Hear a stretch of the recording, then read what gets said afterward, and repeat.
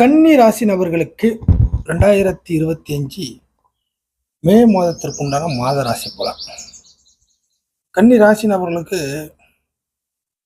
ஒரு சிறப்பு பலனா இந்த மாசத்தை சொல்லலாம். என்ன சிறப்பு பலன்னா,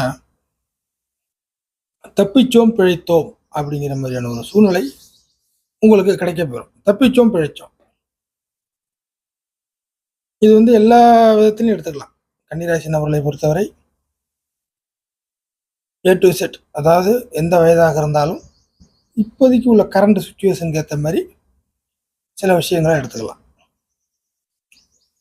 அதாவது ஒரு நெருக்கடியான ஒரு சூழ்நிலையில மாட்டிக்கிட்டேன் அப்படிங்கிற மாதிரி, ஒரு கடனா இருக்கலாம், பொருள் கொடுத்தல் வாங்கலா இருக்கலாம், ஒரு வேலை விஷயத்திலயா இருக்கலாம், ஒரு ஆளோட சேர்ந்து ஏதாச்சும் செய்யறதா இருக்கலாம், சொந்தக்கார பிரச்சனையா இருக்கலாம், நட்பு ரீதியாக கொஞ்சம் சில பிரச்சனை சந்திக்கிற மாதிரி இருக்கலாம். ஸோ முன்பின் யோசிக்காம சில விஷயத்துல மாட்டி இருந்திருக்கலாம்.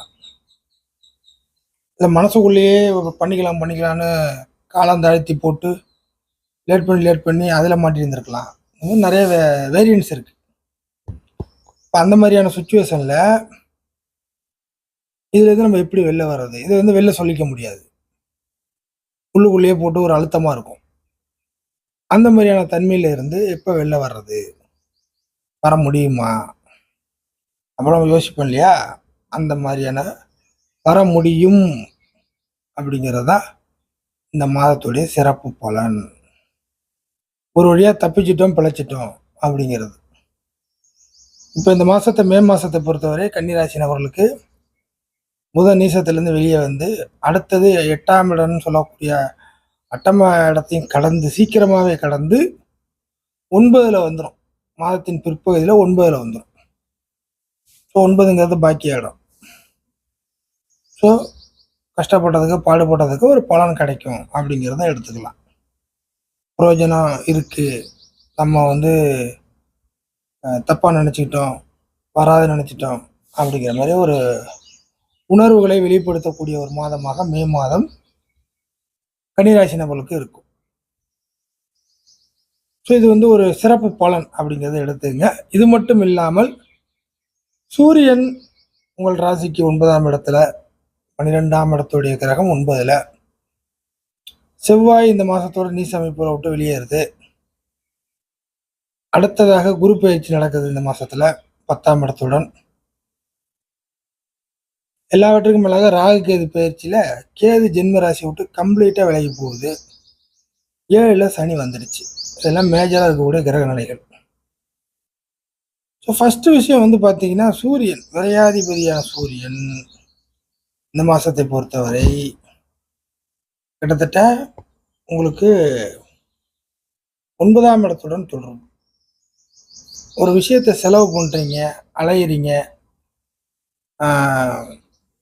ஊருக்காக ஏதாவது பண்றீங்க, உங்களுக்காக பண்ணாம வெளியில போகுது, ஃபியூச்சரை மையப்படுத்தி கிடைக்குன்னு சொல்லிட்டு இன்னைக்கு ஏதாவது பாடுபட்டுக்கிட்டு இருக்கிறீங்க, இந்த மாதிரியான ஒரு விரயங்கள் பண்ணிக்கிட்டு இருக்கிறீங்க அப்படின்னா, அந்த விரயத்திற்கு ஒரு இன்வெஸ்ட்மெண்ட் பண்றீங்க, வரவுகளை எதிர்பார்த்து சில விஷயத்த காய் நகர்த்துறீங்க, இந்த மாதிரியான சில விஷயங்களை நீங்க பண்றீங்கன்னாக்கா அதற்குள்ள ரிசல்ட், பிரயோஜனமான ரிசல்ட், வரவுகள், கெயின் இப்படிங்கிற மாதிரி ஏதோ ஒரு விதத்தில் சொன்னாலுமே அந்த பண்ணிய வேலைக்கு உண்டான பலன், கடமையை செய் பலனை எதிர்பாராதே அப்படின்னு பழமொழி. பட் ஆனால் உங்களை பொறுத்த வரைக்கும் கடமையை செஞ்சதுக்கு பலன் வேணும்ல அப்படிங்கிறது நீங்கள் ஒரு கேள்வி வைப்பீங்க. ஸோ அந்த கடமை செய்த கடமைக்கு, செஞ்சுக்கிட்டு இருக்க கடமைக்கு, செய்ய போகிற கடமைக்கு ஏதோ ஒரு விதத்தில் உங்களுக்கு இந்த மாதத்தில் சூரியனால் ஒரு பலன் இருக்கு. 12ஆம் இடத்ததிபதி சூரியன் 9ல் வர்றதுனால. ஸோ சூரியனாவே ஒரு அதிகாரமான கிரகம். அந்த அதிகாரமான கிரகம் ஒரு உங்களை விட அதிகாரம் படைத்த நபர்கள் மூலியமா தான் உங்களுக்கு அந்த வாக்கியத்தை கொடுக்கும். புரியுதுங்களா? ஸோ கன்னிராசி நபர்களுடைய மேலிடத்திலிருந்து, உங்களுக்கு வேண்டப்படக்கூடிய இடத்துல இருந்து உங்களுடைய சொந்த பந்தம் தேவைப்படக்கூடிய இல்லை நல்லா பழகக்கூடிய நபர்கள்ட்ட இருந்து உங்களுக்கு ஒரு எதிர்பார்ப்புகள் பூர்த்தி ஆகும் இந்த மாதத்தை பொறுத்தவரை. அதற்கு அடுத்தபடியாக ஒரு வேலை, மற்ற விஷயம், படிப்பு, இந்த மாதிரி ஏதோ ஒரு விஷயத்துல மையப்படுத்தி ஃபாரின் போகிறது, விசா கிடைக்கிறது, இந்த மாதிரி விஷயங்களும் அது தேவைப்படக்கூடிய நபர்களுக்கு பிரயோஜனமாக உண்டு, கிடைக்கும். அடுத்தது ஃபாரினில் போய் கொஞ்சம் சிட்டிசன்ஷிப்பு, இந்த பிஆர், இந்த மாதிரி விஷயத்தில் மெனக்கிட்டு டாக்குமெண்டேஷனாக மாற்றிக்கிட்டு ஸோ அங்கே போய் சிட்டிங் ஆக முடியாமல் தவிச்சிக்கிட்டு இருக்கிறவங்களுக்கு கன்னிராசி நபர்களை பொறுத்தவரை இந்த மாதத்தில் அதுக்கான நல்ல ரிசல்ட் உங்களுக்கு கிடைக்க வரும். எல்லாம் சூரியனால் கிடைக்க வர்றது. பலருக்கும் தன்னம்பிக்கை இந்த மாதத்தில் உங்களுக்கு கை கொடுப்பதாக இருக்கும். தன்னம்பிக்கை பலகீனமாக இருந்தாலுமே ஒரு நம்பிக்கை மட்டும் வச்சுட்டு இருப்பீங்க. உங்களை தன்னம்பிக்கை கூட ஒரு போதை தள்ளி வச்சுட்டு வந்தால் பார்த்துக்கலாம், வந்தால் கிடைக்கும், சொல்ல முடியாது, வரும் வராதுன்னு சொல்ல முடியாது. வந்தால் நல்லது, இல்லைனாலும் இல்லை, எதுவும் ஒரு உறுதியாக சொல்ல முடியாது. அப்படிலாம் ஒரு பேச்சு அடிபட்டு இருக்கோம் இல்லையா உங்கள்கிட்ட, அந்த பேச்செல்லாம் ஒரு அவநம்பிக்கை பேச்சு தானே. ஸோ இந்த மாதத்தை பொறுத்தவரை என்ன சொல்லுவீங்கன்னாக்கா கன்ஃபார்ம். இந்த அவநம்பிக்கையான பேச்சு போய் கன்ஃபார்ம், இப்படி தான், இதுதான், உண்டு, இல்லை. ஸோ உங்களுடைய நம்பிக்கை வீண் போகாது, தன்னம்பிக்கை அதிகமாகும் அப்படிங்கிறத தெளிவாக நீங்கள் மையப்படுத்திங்க. ஸோ இதெல்லாம் சேர்த்து தான் ஆரம்பத்திலே சொன்னேன், தப்பித்தோம் பிழைத்தோம் ஒரு வழியாக அப்படிங்கிற மாதிரியான அர்த்தத்தில் உங்களுக்கு இந்த மாதம் நகரும். அடுத்ததாக சூரியன் இன்னொரு கிரகமான குரு, சூரியனுக்கு அடுத்தபடியாக இன்னொரு கிரகமான குரு இந்த மாதம் பெயர்ச்சி. பலருக்கும் பதவியில் மாற்றங்கள், பார்த்துக்கிட்டு இருக்க வேலையில் மாற்றங்கள். ஸோ மாற்றங்களை எதிர்பார்த்து கொண்டு இருக்கக்கூடிய கன்னிராசி நபர்களுக்கு பதவி, நீங்கள் வசித்து கொண்டு இருக்கக்கூடிய பதவி, ஒரு சோம்பேறியாக இருக்கீங்க, அது ஒரு பதவியாக கூட நீங்கள் வச்சுக்கிங்க.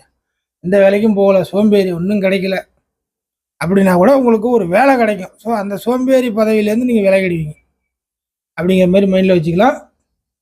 ஸோ கன்னிராசி நபர்களுக்கு பதவியில் மாற்றங்கள், நல்ல மாற்றங்களா கெட்ட மாற்றங்களா, சில பேர் மாறக்கூடாது, இதை விட பெஸ்ட்டு கிடைக்காது அப்படின்னு புலம்பிக்கிட்டு இருப்பீங்க. சில நபர்களுக்கு இதை விட்டுட்டு போனாலே போதும் அப்படின்னு அப்படி ஒரு புலம்பல் இருக்கும்.